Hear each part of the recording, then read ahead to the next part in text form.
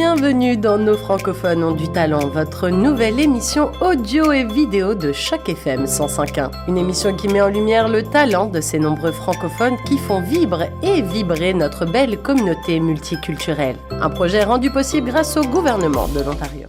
Bonjour à toutes, bonjour à tous et surtout bonjour à toi Yves Gérard Méouloko.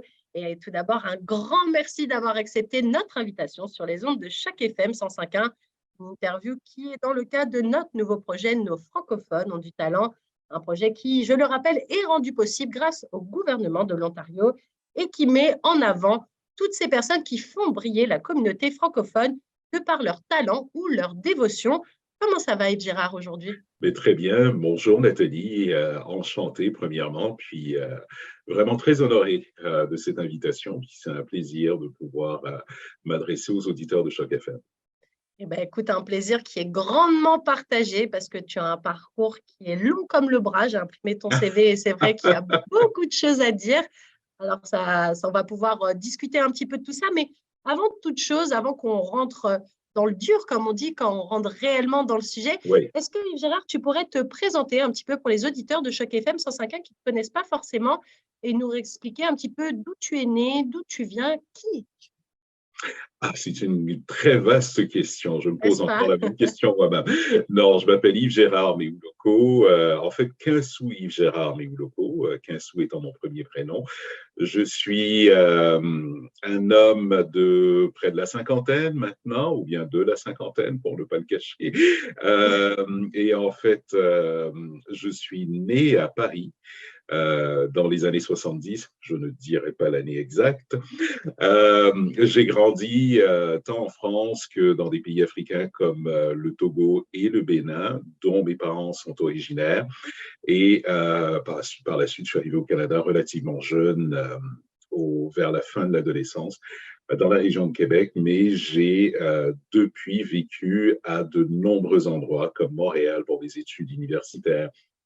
J'ai aussi vécu en Saskatchewan, en Alberta, puis en Ontario, Toronto, Ottawa, pour ma carrière professionnelle depuis déjà un certain nombre d'années dans le milieu journalistique, puis ensuite dans le milieu législatif. Un beau parcours bien résumé, mais on va revenir un peu plus en détail sur certains points. Forcément, moi, je suis curieuse, j'aime bien savoir un peu plus les choses en détail. Alors, tu disais que tu étais née à Paris. Du coup, je Oui. me demandais si tu avais un souvenir. Alors, en général, je demande un souvenir parce que c'est histoire de faire gros, mais si tu en as plusieurs, je ne vais pas te dire non, donne-moi en qu'un.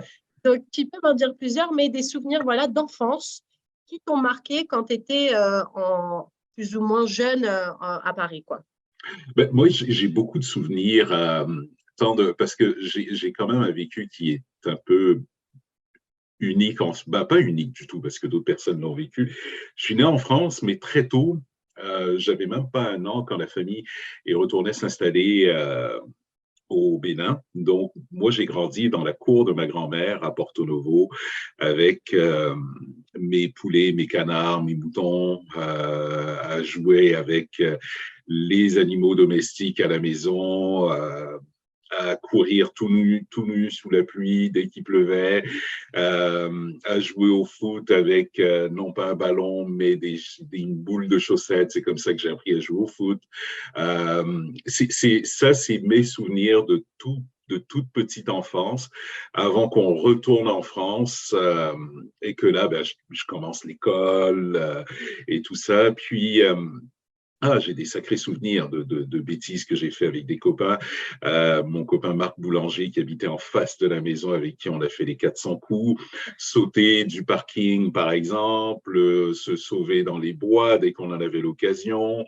On a fait vraiment beaucoup de petites choses comme bien des petits enfants de cette génération-là ont pu vivre. Ce qu'il faut dire que dans les années 70, on était peut-être un peu plus libre que nos enfants d'aujourd'hui pour faire nos 400 coups. Et donc, on les a fait, mais j'ai un souvenir assez marquant que je raconte depuis peu, en fait, parce que c'est un souvenir qui est peut-être un peu douloureux, qui explique aussi ce que je suis devenu par la suite. Et peut-être mon métier aujourd'hui, qui est ma rencontre avec le racisme à 6 ans au CP. Tu étais déjà de retour en France, tu étais à Paris à ce moment-là. Exactement, j'étais déjà de retour en France. à Évry, pour être précis, quand ça se passe, parce que je suis né en fait dans le secteur de Maison-Alfort, mais j'ai grandi aussi à Ménilmontant, puis à, à Évry. Et c'est à Évry que ça m'est arrivé, ça, donc de me faire agresser par mon enseignant qui a frappé les 2 enfants noirs qu'il y avait dans la classe soudainement la même journée. Donc, il a disjoncté à un moment donné. Ouais, c'est ce que j'allais dire. Si c'est dans ouais. la même journée, la personne n'avait pas Ah bu oui, son café ou complètement. il était passé de travers, peut-être. Ben, c'est un acte de racisme assez patenté qui a été très très loin puisque j'en ai paru, l'histoire est parue dans les journaux à l'époque parce que c'était un des premiers grands faits de racisme dans le système d'éducation. Et comment tu as réagi en tant qu'enfant? Parce que quand on est enfant, je suis désolée pour moi, déjà pour moi, dans ma sphère de Nathalie à moi, le racisme, Ouais, c'est un concept très, très lointain. J'arrive pas à ben, comprendre comment on arrive à faire des différences entre humains, parce que au final, mhm, l'espèce, c'est l'humain, on est tous pareils. Mais quand on est enfant, on est hyper naïf, on est hyper insouciant, on n'est pas censé avoir ce genre de truc d'adulte, en fait. Parce que pour moi, le racisme, c'est des problèmes d'adultes, c'est plus des trucs qu'on met dans la tête des gens à un certain moment de leur mhm, vie. Mais comment toi, en tant qu'enfant, tu disais que tu avais à peu près 6 ans à ce moment-là, oui, comment tu as réagi? Est-ce que tu ben, avais c'est le compris ce choc. qui se passait? C'est le choc parce qu'au début, on ne comprend pas ce qui se passe. Et oui, Quand on est enfant, parce qu'on se pose des questions, on sait qu'il y a un rejet de ton identité parce que tu vois que c'est manifeste et l'enfant fait vite le calcul. Il se ouais. rend vite compte que les 2 enfants qui se sont fait bastonner, pardonnez l'expression, ce jour-là, comme par hasard, se ressemblent, ont la même couleur de peau, et la raison est complètement futile. Donc, il y en a, c'est parce qu'il joue dans la classe, et l'autre, c'est parce qu'il écrit mal. Et c'est la raison pour laquelle il y en a un qui reçoit des grands coups de pied et l'autre qui reçoit une baffe euh, tellement violente que, bon, ben, il se met à saigner, etc. Donc, c'est sûr que les enfants font vite le calcul, font vite le lien, mais il y a le choc aussi de l'événement et ce que ça va forger ensuite, parce que ça va devoir entraîner des conversations à la maison, les parents qui aussi, ben là, sont confrontés également. Quand on fait le choix de l'immigration, on fait le choix aussi d'élever des enfants dans un milieu qui n'est pas nécessairement le leur au départ. Donc, pour les parents, c'est aussi, et moi, je me souviens avoir vu mes parents non seulement être choqués, mais le doute ensuite, est-ce que nous avons fait le bon choix?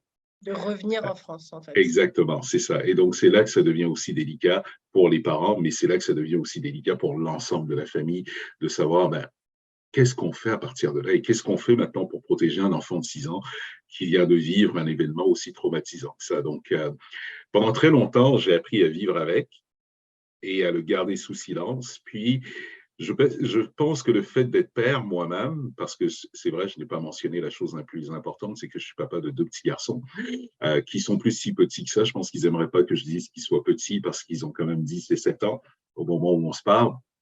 Et le fait moi-même d'avoir des fils me fait réaliser l'importance en tant que père, bien de voir comment est-ce qu'ils vont vivre ces moments-là quand ça va arriver. Parce que la Et tu étais réalité, persuadé, en fait, c'est ah ça ben qui est oui, c'est triste dans pas, ton discours, c'est que ah oui, malgré le temps qui passe, ah tu non, non, dis la discussion, elle doit avoir lieu parce que ça va arriver. Donc, ça en va gros, arriver, malgré le temps qui passe, les exactement, ça va mentalités, elles ne arriver, changent pas des masses, en fait. non, ça va arriver à un moment ou à un autre, et il faut les préparer à ça. Et il faut aussi se préparer à savoir comment est-ce qu'on va les accueillir, comment est-ce qu'on va les aider, qu'est-ce qu'on va faire en fait et qu'est-ce qu'on va pouvoir leur apporter pour les guider justement à faire face à cette réalité-là, à faire face au mépris de certains, à faire face au jugement d'autres, à faire face à l'inéquité, à faire face à l'injustice. Comment est-ce que tu vas faire pour faire ça? Je sais que tous les parents le font, peu importe les origines culturelles, mais quand tu es dans un pays occidental et que tu es une minorité dite visible, j'aime pas trop ce terme-là, mais Plus, c'est mais une réalité. je conçois que Voilà, c'est l'expression générale voilà, qu'on c'est utilise. l'expression générale. Ben, il faut se préparer, c'est-à-dire qu'est-ce que je vais faire pour cet enfant-là, parce que ça va finir par arriver à un moment donné. C'est malheureusement la réalité de la société actuelle. Ça va arriver à un moment donné. Donc, comment est-ce que tu vas le faire? C'est la même chose. On dit, par exemple, qu'est-ce que tu vas faire le jour où mon fils de 10 ans, qu'est-ce que tu vas faire le jour où tu vas te faire arrêter par un policier? Ça risque de lui arriver. Parce que moi, ça m'est arrivé. Alors Et que tu donc, n'avais pas forcément grand-chose à te reprocher, je suppose. j'ai absolument rien à me reprocher, j'ai jamais rien fait. Donc, De mal, en tout cas. de mal, effectivement. Mais c'est sûr que quand tu te promènes dans la rue, que tu te fais arrêter par un policier pour une raison ou une autre, parce que ça arrive. Donc, il faut préparer ton enfant à ça. Il faut s'assurer qu'il soit armé pour faire face à cette réalité-là, parce que ça va être la sienne un jour. Ouais, on sent que c'est quelque chose qui a dû marquer quand même ton enfance, ou en tout cas ta vision plus ou moins du monde dans lequel tu allais vivre en tant Absolument. qu'adulte après, puisque au final, bon, on reviendra après, mais c'est un petit peu ce que tu fais maintenant aussi. L'équité, c'est un petit peu Effectivement. central dans ta vie. Mais il y a une question que je me demande, c'est est-ce que le discours que tu as, toi, en tant que papa avec tes enfants, est-ce que c'est un peu le même que tes parents ont eu avec toi? Ou est-ce que la génération, parce qu'il y a quand même quelques générations qui ont passé entre le moment où toi, tu étais enfant et Mhm. maintenant, toi, discutant avec tes enfants en tant que papa, est-ce que le discours change ou malgré le temps qui passe, il y a quand même des gros points de similitude et que les mentalités, elles ne changent pas? Nathalie, c'est une superbe question, ça. Mes parents, je leur dis souvent à la blague, parce que j'ai la chance d'avoir mes parents qui sont encore vivants tous les deux. Je leur dis à la blague, parce qu'on parle d'octogénaires maintenant, mes parents, mais je Oui. leur dis à la blague très souvent, vous êtes nés français, c'est-à-dire dans la France coloniale. C'est leur réalité aussi d'être nés dans les années fin des années 30, début des années 40. Moi, je suis né français, mais pas du tout de la même façon. Moi, c'est parce que je suis né en territoire français. C'est pas la même chose. Mais je fais partie de ces enfants d'origine africaine de l'ère post-coloniale. Donc, mon rapport vis-à-vis du racisme n'est pas le même que ce que mes parents ont pu vivre. Le leur était vraiment très structuré, complètement ancré dans les lois, etc. Dans mon cas, le racisme était sorti officiellement des lois, mais pas des pratiques, Ouais, pas de du la penser mentalité. des gens, ouais, c'est Exactement. ça. C'est encore bien imprégné dans la façon de faire et dans la façon de voir le monde. Donc, mes parents ont effectivement eu un discours pour bien nous préparer éventuellement à ce qui allait arriver. Mais ce n'est pas ce que eux ont vécu. Et le discours que j'ai, moi, vis-à-vis de mes enfants, c'est par rapport à ce que j'ai vécu peut-être, mais aussi par rapport au monde tel que je le vois aujourd'hui et que je l'analyse. C'est-à-dire que il y a déjà plus de comportements antiracistes. Au moins, ça, c'est une bonne nouvelle. On a déjà une génération d'individus qui est née et qui n'ont pas ce genre de comportement-là et de ce genre de pensée-là. Quoique ça existait aussi dans les années 70, il ne faut pas faire l'autruche, Oui, mais on a c'est plus pas dans les tendance années... à pointer le doigt sur ce qui ne va pas Exactement, que sur les gens qui sont voilà, déjà ancrés dans une exactement, c'est mentalité un ça, peu plus poussée vers l'avenir, en fait. Parce que quand on pense exactement. aux gens d'il y a quelques années, penser de cette façon, penser que tout le monde est sur le même pied d'égalité, c'était un peu être visionnaire quelque part, malheureusement. Oui. Alors que maintenant, c'est de plus en plus commun, c'est bien ancré dans leur réalité, mais il y a encore des poches de résistance, puis on le voit dans les écoles, ça arrive encore et tout. Donc, il faut aussi les préparer à ça. Il faut aussi les préparer au fait que c'est pas terminé. Il y a un racisme systémique encore aujourd'hui. Il y a encore des inégalités sociales. Il y a encore une injustice à l'endroit de personnes noires, de personnes afrodescendantes. Donc, et il faut absolument que j'ai cette conversation avec eux pour les préparer éventuellement à faire face à ça sur le marché du travail quand ils vont y arriver, dans le système scolaire aussi, parce que malheureusement ça arrive.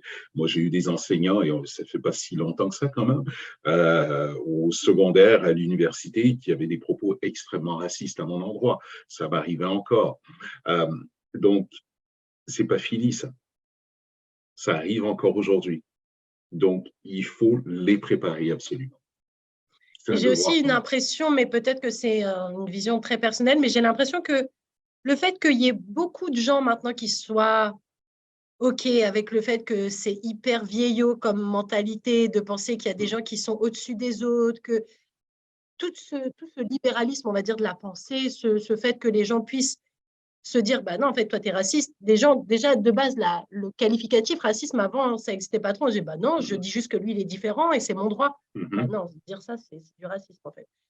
Et j'ai l'impression aussi que le fait qu'il y ait de plus en plus de gens qui soient OK avec ça, que limite, ça fait partie du passé, je ne comprends pas ton racisme, il y a aussi toute une genre de petit microcosme de gens qui sont hyper extrémistes. Et on dirait que justement, tout ce qui a été fait il y a quelques années, et ben en fait, il balaye ça d'un revers de la main. On le voit notamment dans les élections un peu partout dans le monde. La montée des extrêmes, c'est hyper flippant. Moi, personnellement, j'ai beaucoup de mal à comprendre comment on peut passer d'un moment où tout le monde est censé être heureux et copain et on fait la paix, et puis d'un moment à l'autre, on monte dans des extrêmes. On voit beaucoup, par exemple aux États-Unis, beaucoup de violence à l'encontre des gens des communautés noires ou afrodescendantes. Et quand on pose des questions à certaines personnes, le discours, il fait peur. Le discours, il fait peur parce qu'on a l'impression qu'on repart des années en arrière à croire qu'à avoir trop ouvert l'esprit des gens, eh ben, certains se disent « Oh non, non, c'était trop ouvert, on va refermer. On va refermer notre petite coquille sur nous-mêmes. Et puis, bah, nous, de toute façon, on vit entre nous, donc on s'en fout. » Je me demandais ce que tu pensais de ça un petit peu. Mais tout ça part d'un ordre qui est établi, un ordre social qui est établi où certains, dans cet ordre-là, ont un privilège auquel d'autres n'ont pas le droit. À partir du moment où les barrières commencent à être rompues, l'accès aux privilèges de plusieurs personnes qui sont issues de minorités, quelles qu'elles soient, va se mettre soudainement à déranger. Et on va assister à des comportements qui vont être réactionnaires à cela. On a juste à penser à la situation des femmes, par exemple. Les femmes ont, pardonnez l'expression, mais ont carrément fait sauter des barrières. Malheureusement, il en existe encore. Quand on pense à l'équité salariale, par exemple, on n'est toujours pas à la parité, même au Canada, même en 2023.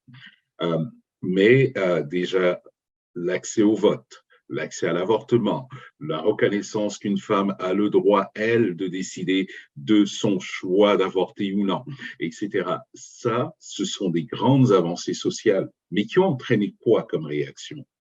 Qui ont entraîné, malheureusement, des réactions de la part de certains individus qui voyaient là aussi une perte de privilèges vis-à-vis de de leur pouvoir identité. aussi, je pense. De pouvoir, c'est ça. Et donc, ça entraîne ce genre de réaction-là. Mais il faut continuer, il ne faut pas s'arrêter à ce que eux pensent être en train de perdre, parce que souvent, ce qui arrive, c'est que quand on a un gain pour une minorité, ça ne veut pas dire que la majorité perd quoi que ce soit. Ça veut dire que finalement, les gens ont droit au respect qu'il leur est dû et ont droit aux mêmes chances que les autres. Si, par exemple, aujourd'hui, les personnes afrodescendantes ont un accès à des postes, par exemple, des postes de leadership, des postes d'exécutifs dans des entreprises, dans des sociétés d'État, dans la société en général, ben, ça va apporter un changement. Ça va apporter un changement dans les visions, ça va apporter un changement dans l'expression même de l'identité, dans la construction de l'identité de la société dans son ensemble. Mais malheureusement, ça, c'est pas accepté par des individus qui voient là une menace à leur privilège et notamment à l'accès qu'eux ont naturellement vers ce genre de poste-là, vers ce type de privilège. Donc là, soudainement, on est obligé de partager quelque chose. Et là, on refuse de le faire. Et c'est là, justement, que on se crispe sur nos positions et on trouve toutes sortes d'excuses pour être en mesure de défaire finalement cette nouvelle personne-là. Donc, on va l'attaquer sur son identité et généralement, c'est extrêmement mal fait parce qu'on s'attaque à ce qu'elle a de plus fondamental, c'est-à-dire soit sa couleur de peau, sa religion, son orientation sexuelle, l'expression de son genre, ce genre de choses-là. Et c'est là que ça devient très difficile et on crée une disparité sociale et on crée une tension sociale à partir de ça. Mais ça part d'un fond finalement de peur essentiellement du fait que j'avais un privilège qui était le mien, qui faisait en sorte que j'étais unique à pouvoir avoir ce privilège-là. Et là, soudainement, il est accessible à tous. Et là, c'est plus possible. C'est la difficulté sociale que nous avons. C'est bien résumé, ouais, je trouve que c'est un peu ça. Du coup, je suis partie dans une question qui n'était pas du tout prévue à la base. Donc, je reviens sur mon fil à moi. Je repars un peu sur ton enfance. Après, justement, avoir eu ce choc un peu de se dire, OK, en fait, le racisme, ça existe et ça peut même Mhm. m'affecter à moi. J'ai 6 ans, quoi, à ce moment-là. Enfin, je trouve que c'est vraiment très violent. Mais je me demandais à ce moment-là, est-ce que tu rêvais à un métier particulier quand tu étais petit? Est-ce que par de ça, tu t'es dit, OK, bah moi, je vais sauver le monde comme ça, le racisme, c'est fini? Ou alors, Ah tu ouais. étais plus terre à terre et tu avais déjà plus un rêve d'un métier très spécifique ou quelque chose comme ça? Alors, je vais peut-être en faire rire certains parce que j'ai eu deux professions que je voulais absolument faire. Alors, la première, je voulais être pilote d'avion, comme beaucoup d'enfants de cette génération. Je voyageais beaucoup enfant et j'ai grandi à l'époque où, vous savez, il y avait pas de porte sur le cockpit, là, c'était juste un rideau qu'on Un petit tire. rideau. Exactement. Et ça, c'était pré-septembre 2001. Et donc, on avait accès au pilote. Et très souvent, ça arrivait que je puisse aller dans le cockpit et puis voir le pilote et tout. Et je rêvais d'être pilote. Je trouvais ça extraordinaire, être capable de conduire cet oiseau de métal. C'était waouh. Donc, pendant très longtemps, j'ai rêvé d'être pilote. Puis finalement, vers l'âge de 10 ans, j'ai vraiment commencé à m'intéresser à l'actualité. Beaucoup, beaucoup, beaucoup, beaucoup, beaucoup. Euh, donc, j'écoutais beaucoup la radio. C'est peut-être ce qui m'a amené à faire le métier par la suite. J'écoutais beaucoup de radio, que ce soit Radio-Canada International, d'ailleurs, que j'écoutais beaucoup euh, aussi à l'époque. Et très vite, c'est pas le métier d'animateur de radio qui m'intéressait, mais puisque j'étais très au fait de ce qui se passait dans le monde, j'étais surtout très au fait des inégalités et je vivais en Afrique parce qu'après la France, on est retourné vivre en Afrique et j'étais très au fait des inégalités entre Nord-Sud. Et j'ai grandi, le début de mon adolescence, je dis souvent, je suis un enfant de Sankara, parce que 1986, Thomas Sankara arrive début des années 80, 83. Moi, je vois ça, j'entends ça, je vois les discours enflammés, je lis le Jeune Afrique, le Monde, le Point, mais j'ai 10, 11, 12 ans quand je m'attaque à ces journaux-là et ces magazines, et très vite, je suis fasciné par le personnage, je suis fasciné par l'émancipation des populations africaines. Et très vite, je veux devenir un véritable militant pour la cause des peuples africains et de cette lutte contre le néocolonialisme, etc. Donc, j'étais très empreint de ça et j'essayais de voir de quelle façon est-ce que j'allais l'exprimer. Est-ce que c'était par l'enseignement, par exemple, ou par la politique active. Donc, j'en étais là dans ma réflexion quand même assez tôt dans ma vie. C'était vraiment très, très... Euh, j'avais un objectif qui était très clair, assez jeune. Et comment, du coup, de cet objectif très clair, tu t'es dit, OK, je vais poursuivre telles et telles études parce que c'est ça qui va me donner les armes pour être bon et puis pour pouvoir justement étoffer ma soif Exactement. d'apprentissage. Parce que lire Le Monde à 11-12 ans, c'est être confronté à de l'écriture d'adulte. Parce que dans Oui. ce genre de journaux, on n'essaye pas, contrairement à des journaux qui existent pour les plus jeunes, Mm-hmm. on hésite, enfin, on va plus essayer d'arrondir les angles pour faire d'un monde un peu chaotique quelque chose de plus ou moins tolérable pour les enfants, mais dans Le Monde, dans Le Point, dans peu importe quel journaux d'adultes, entre guillemets, là, on est face frontalement à la réalité de la violence qui existe, en fait. Oui. On est face à la réalité de la violence, on est conscient, on devient vite conscient des inégalités, on devient vite conscient que on a un monde qui est très polarisé, surtout qu'on est avant 1989, hein, quand même, avant la fin du rideau de fer, etc. Donc, on est très conscient de ça. Et pour moi, ça m'a vraiment guidé par la suite dans mes choix d'études. Le choix d'étudier en sciences politiques, le choix de vouloir faire des études stratégiques et le choix de vouloir faire une carrière dans le monde des affaires internationales. Et c'est comme ça que je commence ma carrière avant très vite de déchanter, de me rendre compte que finalement, le monde est polarisé, oui, certes, mais les institutions aussi sont très polarisées dans un seul sens. Alors, quand on est étudiant, justement, et qu'on voit, on fait partie de ces cercles de discussion, on fait partie de ce monde où on échange assez librement sur différentes optiques et différentes possibilités. Il y a une réflexion, on est très enthousiaste à ça. Mais quand on arrive sur le marché du travail et qu'on se rend compte très vite que, bien, il y a des règles à suivre. Et malheureusement, ces règles ont été édictées par certains. Par un certain système. Exactement. Et fonctionnent pour eux. Et là, on se rend compte effectivement que, oups, c'est beaucoup plus complexe. C'est que finalement, on ne te fait pas de place. Donc, moi, mon choix, ça a été complètement autre chose. Ça a été de dire, eh bien, l'éducation est le meilleur outil pour faire passer des messages, pour sensibiliser, pour informer et pour avoir une voix qui permet essentiellement de faire connaître les choses telles qu'elles sont. Et pour moi, le meilleur véhicule pour y arriver, c'était les médias. Et c'est une carrière qui m'est un peu tombée dessus, celle de journaliste, par un effet de hasard.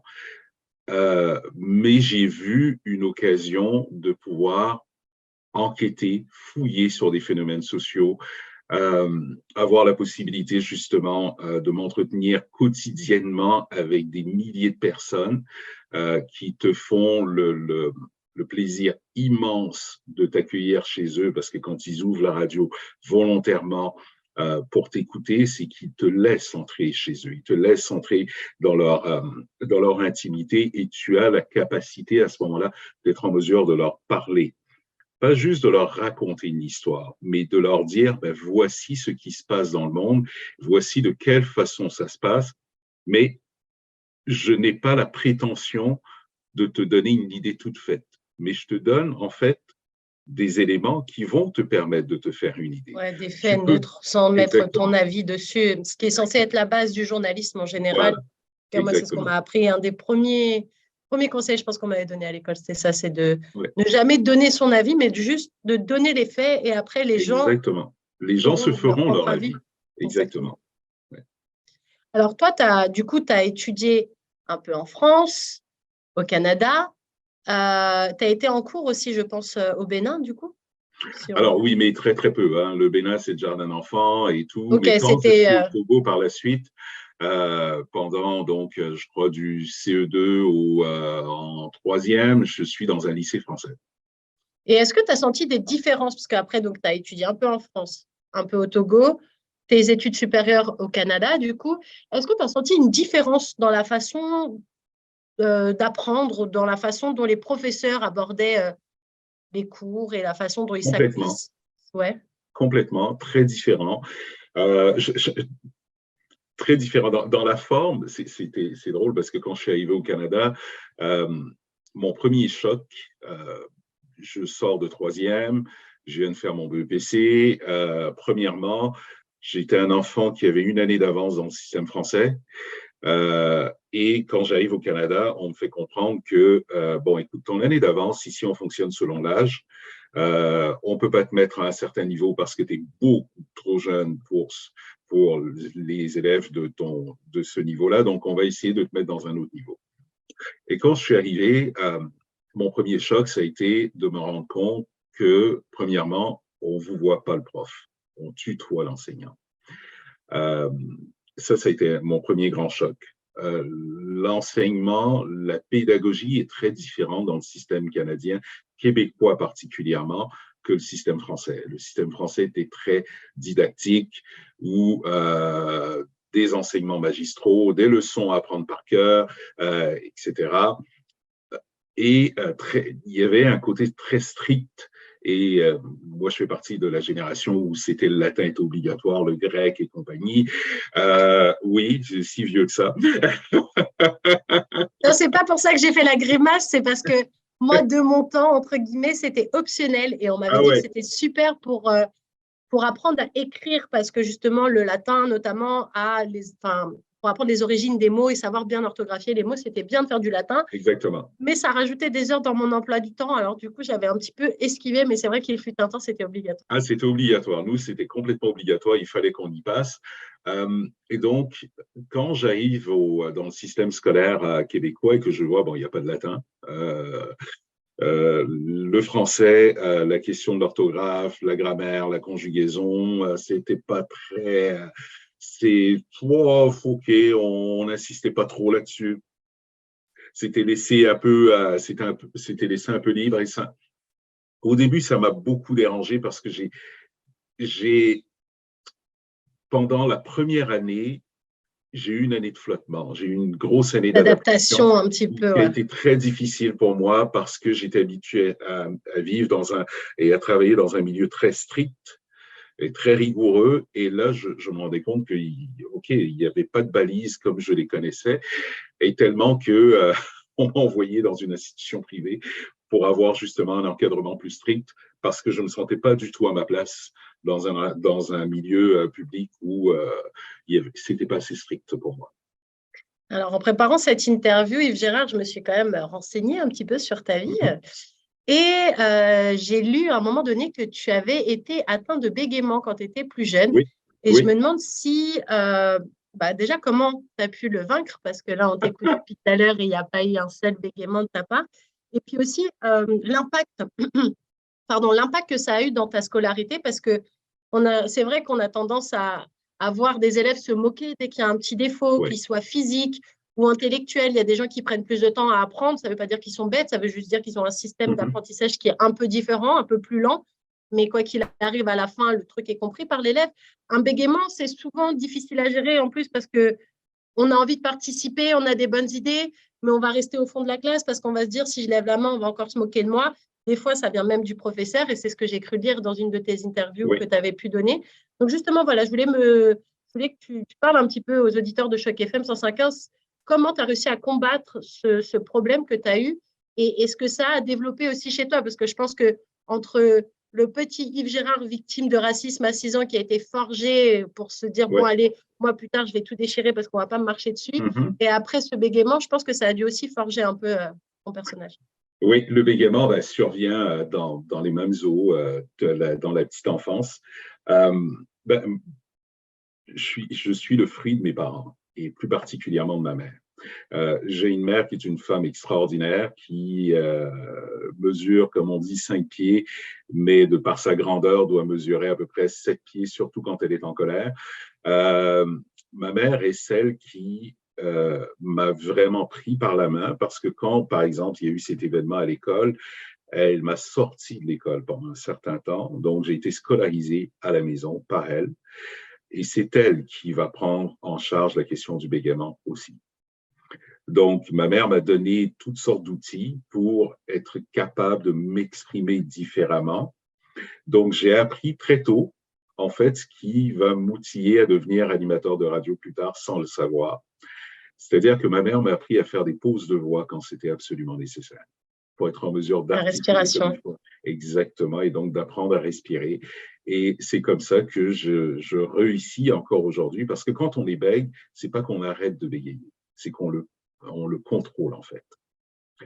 Et donc, on le contrôle plus facilement. Et si je suis très fatigué, ça peut je vais bégayer. Voilà. Ouais. Et donc, mais les exercices et l'apprentissage de la respiration, l'apprentissage de la pose de voix, comment poser sa voix, ça vient de ma mère, et c'est elle qui me l'a appris très jeune, et ça va me servir par la suite pour devenir animateur de radio quelques années plus tard. Enfin, plusieurs années plus tard.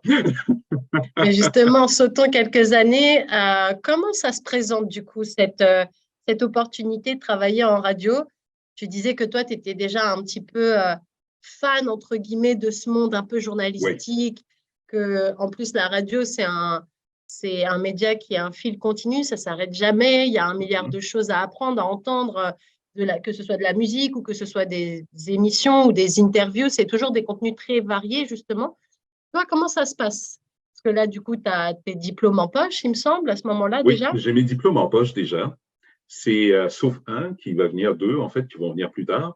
mais c'est une rencontre. C'est une rencontre. J'ai un copain à l'époque qui faisait de la radio communautaire, des styles un peu DJ et tout. Puis, moi, après Là, on est l'université. toujours à Québec à peu près? Oh non, on est à Montréal. On est à À Montréal, ouais. Montréal. Et moi, après l'université, bon, j'ai eu un bref, très, très bref passage dans la fonction publique et que j'ai détesté par ailleurs, mais vraiment détesté. Et donc, je m'en suis sorti très vite. Et donc, ce copain me dit un jour, écoute, tu devrais venir faire de la radio avec moi, juste pour t'amuser. Alors, je le suis dans une station de radio qui est à Châteauguay, qui s'appelle CHAI, si ma mémoire est bonne. Et une station de radio un peu particulière parce que c'est une petite radio communautaire, mais vraiment petite, qui a une portée, une antenne, je crois, qui touche à peu près 10 000 maisons, pas plus, et, mais qui doit être écoutée à peu près par 4 personnes. Donc, non. J'ai cru que tu allais me dire, mais qui est écouté par les 10 000 maisons, donc Non, on est non, elle toujours est plein écoutée par à d'auditeurs. peu près 4 ou 5 personnes, mais à l'époque, je sais que CHI a fait très bien pour certaines de ses émissions et tout, mais c'était une petite radio communautaire. Il ne faut pas nier ce qui est. Et, mais c'est là que moi, j'ai commencé. J'ai commencé pour m'amuser. Et puis finalement, de fil en aiguille, je me suis dit, ah écoute, c'est pas mal ce truc, j'aime bien. J'ai fait un petit cours en radio, juste pour peaufiner, apprendre des rudiments du métier. Puis en faisant ce petit cours, j'ai fait la rencontre d'une dame qui va jouer un rôle, sans s'en rendre compte peut-être, qui va jouer un rôle important par la suite, parce que c'est elle qui vient me chercher et m'embauche dans une station de radio à Longueuil comme animateur de son émission d'affaires publiques parce qu'elle voyait clairement que j'avais un intérêt beaucoup plus grand pour l'actualité que pour les émissions de radio musicale. Et ils avaient une volonté d'avoir une émission d'affaires publiques sérieuse, avec du contenu et tout et tout. Et je dis, bah, écoute, ça, là, tu m'intéresses. Si c'est faire une voix dans un jukebox, non, je ne suis pas trop intéressé, mais ça, tu m'intéresses. Et donc, c'est comme ça que j'ai entamé une carrière en radio dans cette petite station-là, où je suis devenu très vite, je faisais l'animation d'émissions, mais je faisais aussi du reportage, mais très vite, je suis devenu le responsable de la salle des nouvelles, puis finalement le directeur de l'information, tout en continuant à animer l'émission d'affaires publiques. Donc, j'avais la responsabilité de la salle des nouvelles et j'avais quand même un certain nombre de journalistes, dont certains ont fait carrière à Radio-Canada par la suite. Et puis, il y a eu ce conflit de travail à Radio-Canada, je ne me souviens plus de l'année, et c'est durant ce conflit de travail-là que l'émission a commencé à avoir une plus grosse cote d'écoute parce que Radio-Canada n'étant pas en ondes, ben, il se trouve que les gens se sont retournés vers cette petite station de radio-là pour aller chercher de l'information. Puis c'est à l'époque aussi où nous nous lançons sur une enquête qui est importante, qui s'appelle Technobase Rive-Sud. Technobase Rive-Sud est une enquête qu'on menait en collaboration avec un autre de mes collègues journalistes et moi. Et finalement, on est entré en collaboration. Vous savez, des fois, les médias, on est obligé de travailler, de collaborer les uns avec les autres. On est entré en collaboration avec Radio-Canada et ça a donné lieu par la suite aux prémices de ce qui va devenir le scandale des commandites par la suite. Donc, c'est comme ça que ma carrière journalistique aussi se lance, très sérieusement, si bien que, toc toc un jour, c'est Radio-Canada qui fait toc toc à la porte et qui m'offre la possibilité d'intégrer Radio-Canada en me disant, écoute, voilà, on aimerait bien que tu travailles avec nous, mais puisque tu es très jeune, on va te donner 2 choix.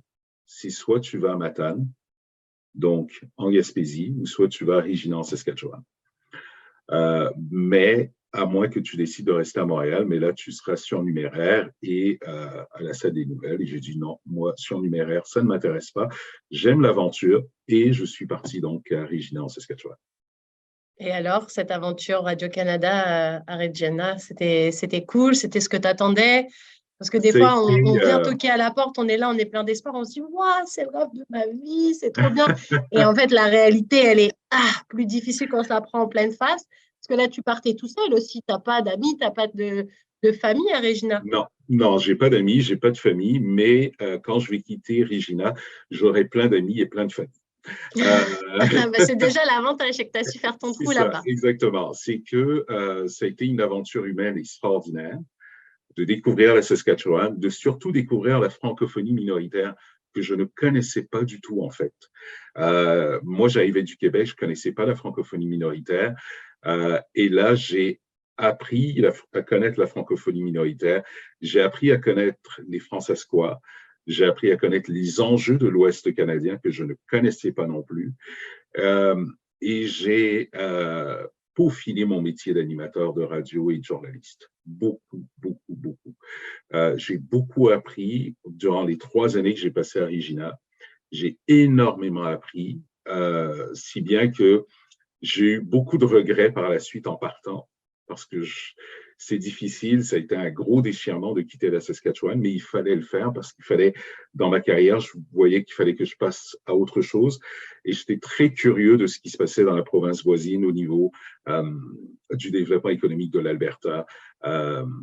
Et parce que j'ai aussi une formation en économie également. Donc, je suis très intéressé de ce qui se passait en Alberta. Et c'est comme ça que j'arrive à Edmonton pour faire du documentaire radio sur le développement économique de la province et pour animer surtout une nouvelle émission du matin qui, elle, se voulait ouverte sur le monde. C'était un super projet et je pense qu'on a livré la marchandise pendant les 6 années que ça a duré. Ça a été 6 très, très belles années à animer l'émission du matin à Edmonton pour l'ensemble de l'Alberta. Ça a été extraordinaire, autant que ce que j'avais fait à Regina quelques années plus tôt. Et du coup, au bout de 6 ans, 6 belles saisons, tu te dis, bon, ça y est, mon heure est venue pour changer encore. Il faut que... Parce que j'ai l'impression que quelque part, au fond de toi, tu sens que ta place, elle est quelque part et que tu y vas en fait en fonction du feeling et des rencontres que tu fais. Du coup, Oui, au bout de 6 ans, qu'est-ce qui se passe pour que tu te dises, bon, c'était super, j'ai eu un super joujou entre les mains, cette émission, c'était vraiment le top, j'étais épanouie, mais maintenant, c'est l'heure pour moi d'aller vaquer à autre chose et qu'est-ce qui a motivé ton choix? alors c'est un choix très personnel.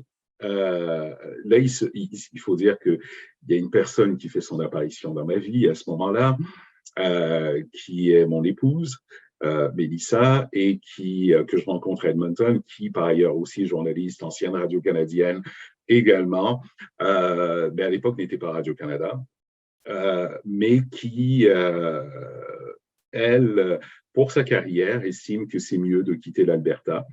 Et moi aussi, je pense que je suis arrivé à... J'avais fait le tour de la question, j'avais couvert beaucoup d'enjeux, et pour moi, il y avait un nouveau projet d'émission qui ne me correspondait plus vraiment. J'ai toujours conçu mon métier comme étant souvent un travail qui se fait à deux, ma complicité avec mon réalisateur pour qu'on s'entende. Sinon, pour moi, ça ne fonctionne pas vraiment. J'avais un réalisateur extraordinaire qui venait de quitter. Non pas que je ne m'entendais pas avec son successeur, mais le nouveau projet d'émission ne me convenait pas. Et quand ma conjointe va m'annoncer qu'elle préfère quitter pour des raisons familiales, puis aussi parce qu'elle a une très belle opportunité à Toronto, à Radio-Canada Ontario, je vais dire, très bien, moi, on y va, je te suis. Et quand j'arrive à Toronto, donc, je n'ai pas d'emploi. C'est volontaire, j'ai quitté Radio-Canada, elle arrive à Toronto. Moi, je fais les formalités et tout du déménagement. J'arrive à Toronto, mais pas très longtemps parce que je m'en vais en Europe pendant quelques temps, en Angleterre. Et puis par la suite, quand je reviens à Toronto, j'avais eu la chance de rencontrer en 2005, lors d'un passage à Toronto, Sonia Boisvert, qui était chef des émissions à ce moment. Quand je suis revenu à Toronto, mais en 2005, c'était la réalisatrice de l'émission du matin. Et je suis venu travailler à Toronto pendant quelques mois en 2005 avec Sonia. On avait développé une très belle complicité. Et c'est elle qui me dit, écoute, viens un peu ici, là. Il y a peut-être quelque chose d'intéressant pour toi. Et c'est comme ça que j'ai été convaincu de me joindre à l'équipe de Radio-Canada Ontario à l'émission du matin. Puis, je dois avouer que j'aurais probablement dit non si je n'avais pas vu mes collègues de travail à l'œuvre. Parce que pour moi, une émission, c'est pas juste un animateur, c'est une équipe qui travaille ensemble. Et quand je suis arrivé, la réalisatrice, je la connaissais déjà très bien, c'était Isabelle Routier. J'ai une très belle relation d'amitié avec Isabelle, avec qui j'avais collaboré sur des projets d'émissions nationales, sur la Coupe du Monde, des choses comme ça. Et Isabelle est donc réalisatrice de l'émission, mais à l'époque, je fais la rencontre de Julien Manugera, qui est alors chroniqueur sportif, et bien sûr de Marjorie Ruhlmann, Marjorie Murphy, qui est alors chroniqueuse culturelle. Et c'est là que je me suis dit, non, là, j'ai quelque chose à faire avec cette équipe-là pour en faire une émission qui va réellement ressembler au visage francophone de Toronto. Parce que c'était l'objectif, c'était d'avoir une émission qui ressemble essentiellement aux francophones de Toronto. Et les francophones de Toronto ont une particularité qu'on retrouve un peu nulle part ailleurs au Canada, c'est que ce sont des francophones qui sont issus de l'immigration et qui ont une culture qui est aussi particulière, extrêmement diverse, parce que vous avez des gens d'origine africaine, vous avez des gens d'origine française, d'origine belge, d'origine suisse, et tout ça, c'est un espèce de melting pot qui vit ensemble.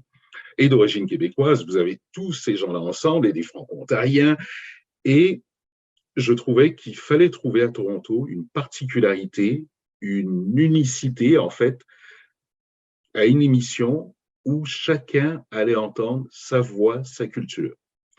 Alors, on avait un chroniqueur culturel français, une chroniqueuse culturelle française, mais un animateur qui était africain, mais tout aussi québécois que franco-canadien parce qu'il avait vécu partout. Et donc, là, ça me permettait, je voyais là, OK, là, c'est une émission avec cette équipe-là, si on est capable de la maintenir et de lui donner les conditions dans lesquelles elle va pouvoir évoluer et surtout le temps de parole pour s'exprimer, bien, on va être en mesure d'avoir une recette absolument gagnante où chacun va y trouver son compte. Alors, on a conçu une émission avec là, je livre des secrets, là, aujourd'hui, avec des volets parce que tout était pensé, c'est-à-dire qu'on savait très bien que l'émission, l'auditeur torontois n'écoute pas très rarement 3 heures sans arrêt. C'est vrai. Il va écouter par bloc de 20 minutes. Donc, en fait, ce qu'on a fait, c'est qu'on faisait plusieurs mini-émissions dans la même émission pour s'assurer que tout le monde y trouve son compte. Et je crois que ça a bien fonctionné, du moins le temps que ça a pu durer. Malheureusement, par la suite, il y a des questions personnelles, les gens finissent par partir, on les remplace. Julia est partie, Jean-Philippe est arrivé, et Jean-Philippe a amené aussi justement une composante culturelle québécoise aussi à l'émission. Jean-Philippe est arrivé, on a ajouté d'autres joueurs également qui sont joints à l'équipe, Annie Poulain. Il y a toutes sortes de personnes qu'on a fait venir dans l'émission pour rajouter aussi une couleur qui correspondait essentiellement à la francophonie torontoise.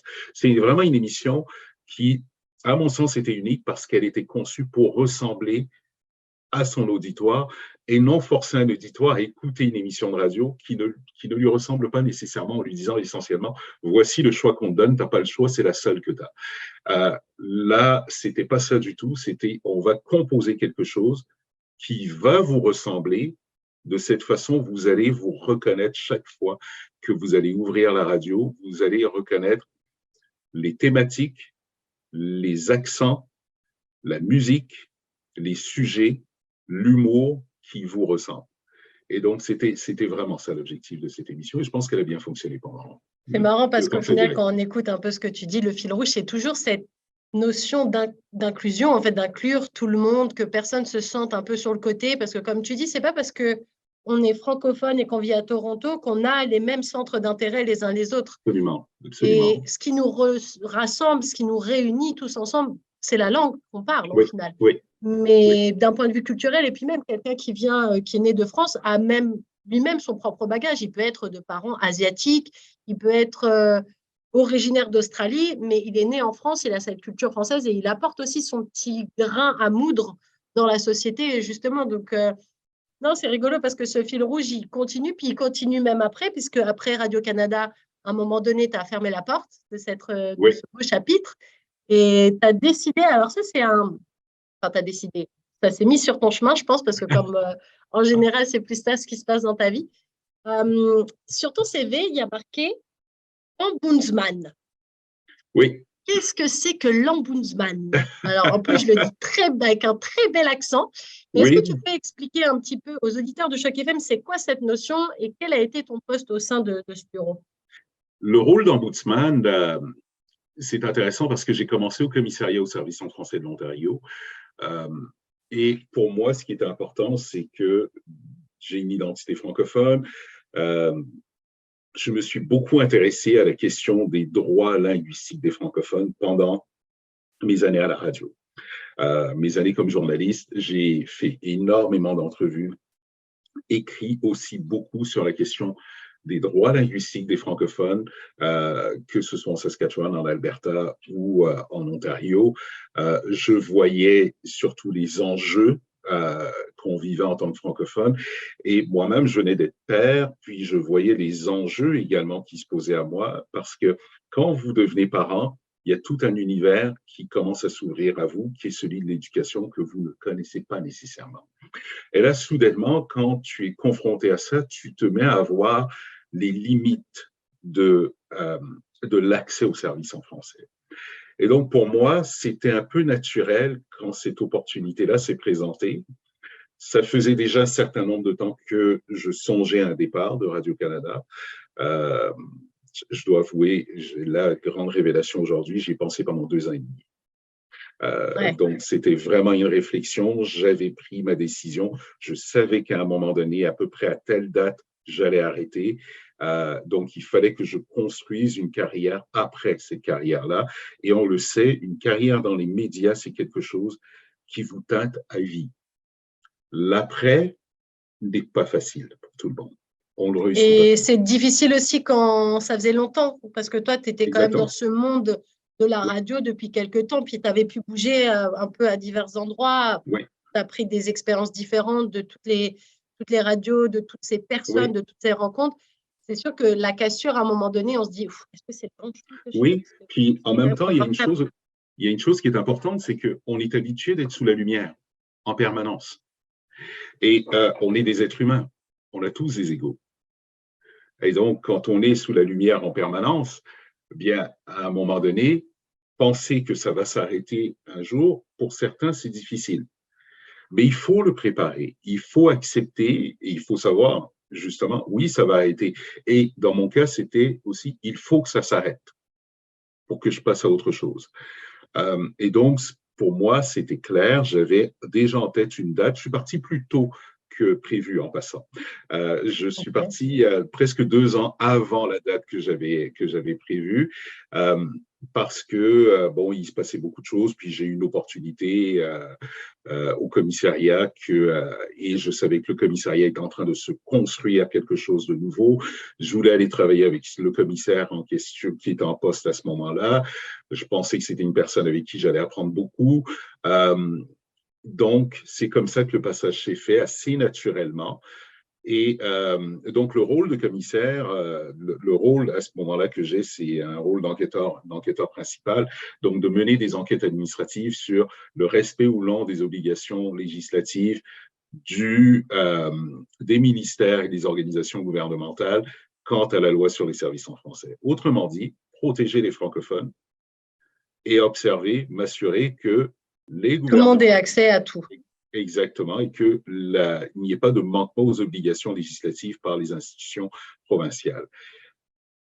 Il s'est passé ce qui s'est passé le 15 novembre 2018, c'est-à-dire que le gouvernement provincial a pris donc la décision de fermer le commissariat au service en français comme il l'était à l'époque et de transférer les responsabilités du commissaire vers l'Ombudsman de l'Ontario. Et c'est comme ça que j'arrive donc à l'Ombudsman de l'Ontario, rescapé parmi les quelques rescapés de l'équipe du bureau du commissaire à l'Ombudsman de l'Ontario et dont je deviens le premier gestionnaire des enquêtes à ce moment-là. Et très vite, je me rends compte que c'est plus tout à fait la même chose. C'est une organisation qui est très différente, qui a l'ombudsman, c'est un officier de la législature, le commissaire aussi est un officier de la législature, mais il avait une interprétation de son mandat qui était différente. Il estimait qu'il devait être proactif.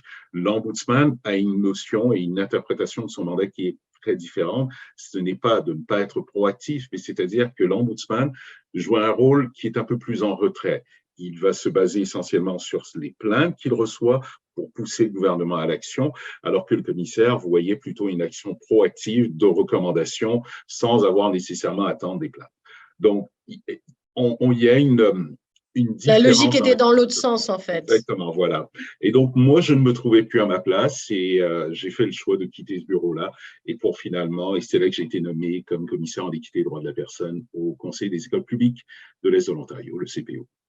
Et justement, parle-nous un petit peu de ce rôle. Et puis, il me semble que tu as une double casquette, si je Oui, ne me alors trompe pas. j'ai une grosse tête, alors j'ai deux casquettes. Mon rôle au conseil scolaire est assez... j'ai un rôle double, justement, encore au conseil scolaire. C'est-à-dire que j'ai un rôle d'ombudsman à l'interne, c'est-à-dire que je reçois et je traite des plaintes qui émanent de l'ensemble de la communauté scolaire qui touchent l'équité et les droits de la personne.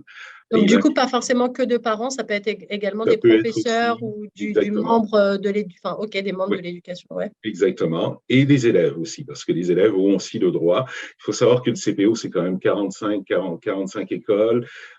C'est un territoire qui est immense. C'est 18 000 élèves, Ah oui. 5 000 Donc, il y a employés. forcément quelques élèves qui ont deux, trois trucs à dire. Exactement. Et donc, ça me permet justement de pouvoir, à travers ces plaintes-là, de faire des recommandations pour bonifier l'offre de service pour les élèves essentiellement ou pour les employés. Mais aussi, j'ai un rôle qui est beaucoup plus stratégique, qui est dans le positionnement stratégique du Conseil quand il s'agit d'équité, diversité et inclusion.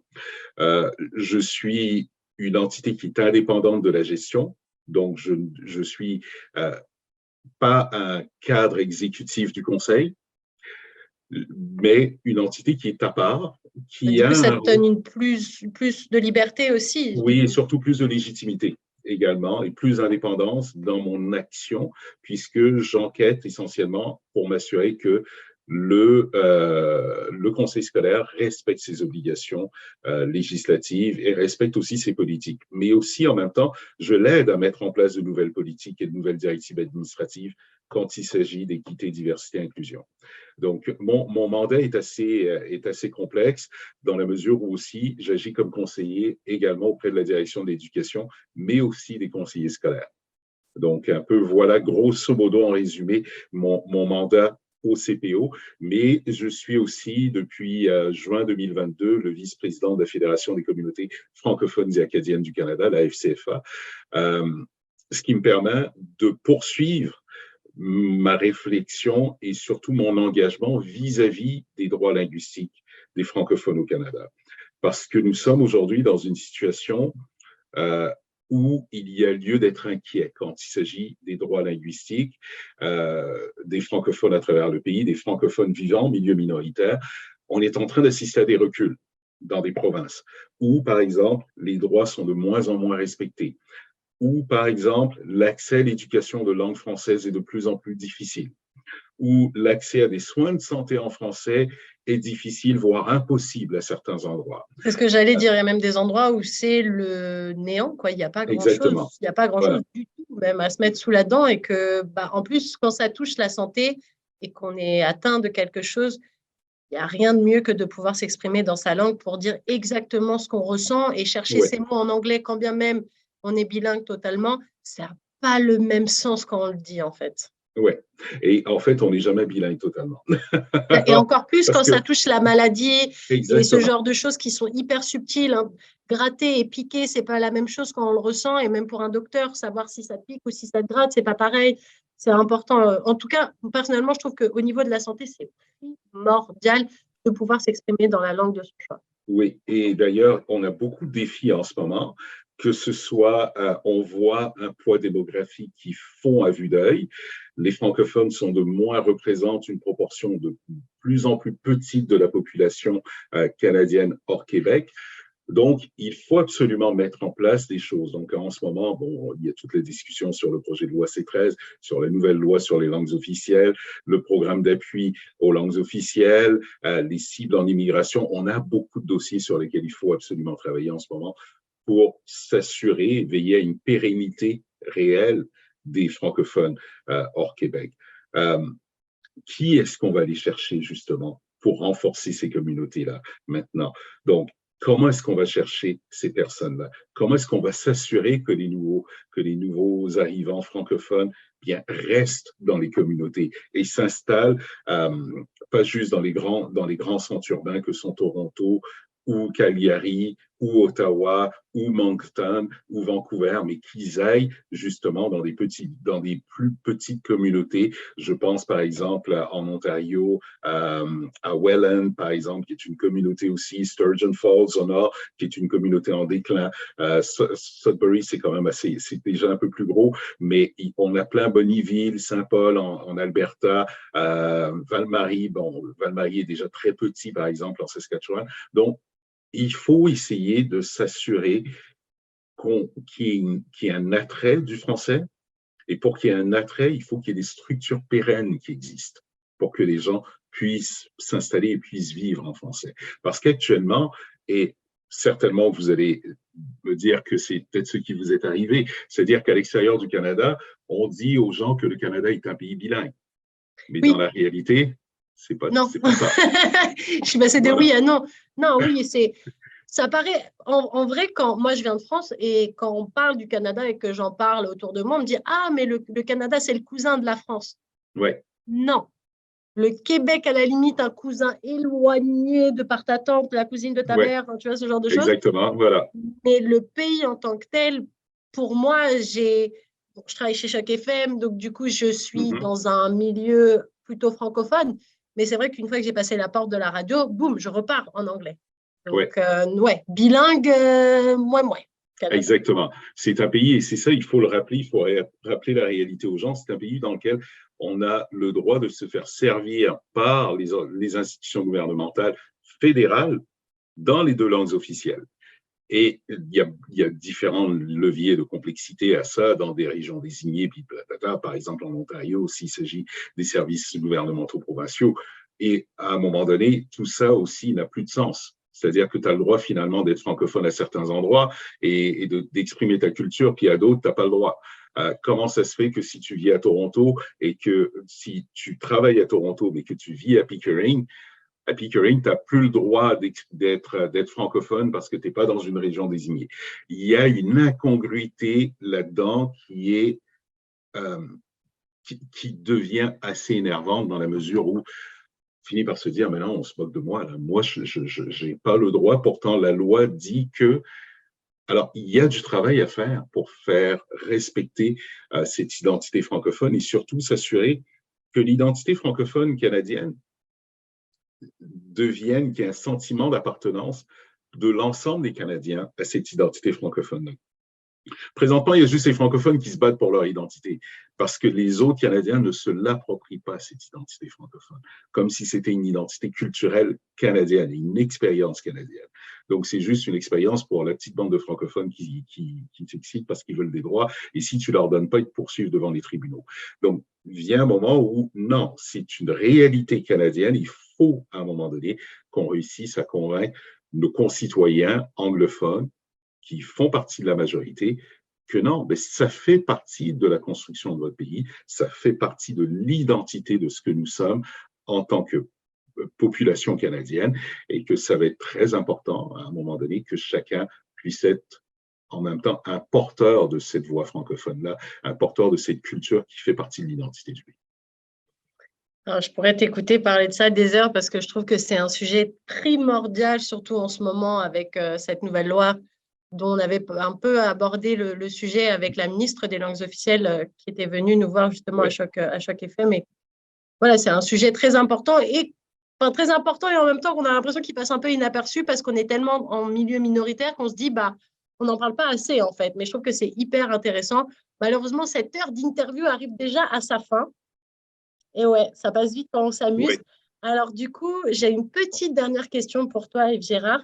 Qu'est-ce que tu dirais au petit garçon de 6 ans qui vient de se faire agresser par son professeur parce qu'il est noir, parce que je vois pas d'autre excuse que ça? Qu'est-ce que tu dirais à ce petit garçon aujourd'hui en étant l'homme que tu es devenu aujourd'hui? Ouais, je lui dirais c'était la première et la dernière fois. La Eh seule. ben, ouais. Tu n'as pas le droit d'accepter ça. Et je lui dirais ce qu'il a fait. Crie, crie très fort et crie le plus longtemps possible parce qu'il n'y a personne qui peut te faire ça. Eh ben, écoute, c'est sur ce beau message. J'ai rien d'autre à dire. J'ai trouvé ça poignant. Merci beaucoup, Yves Gérard Méhou-Loco, pour ce bel entretien. C'était vraiment un plaisir d'avoir pu partager ton histoire avec les auditeurs de chaque FM 105.1. On sent cette envie de bien faire, cette envie de pouvoir faire en sorte qu'on vive dans un monde meilleur, un monde où tout le monde peut être inclus. Donc, merci pour ton engagement dans cette belle communauté francophone. C'était vraiment un plaisir d'avoir pu échanger avec toi. Et puis, j'espère que ça a pu faire plaisir à de nombreux auditeurs de Choc FM 105.1 qui se disent que voilà, il y a encore du chemin à faire et qu'il y a des personnes qui sont là à faire ce qu'il faut pour que les choses avancent. Donc, merci beaucoup, Yves Gérard, encore une fois, d'avoir pris ton temps pour discuter avec nous aujourd'hui.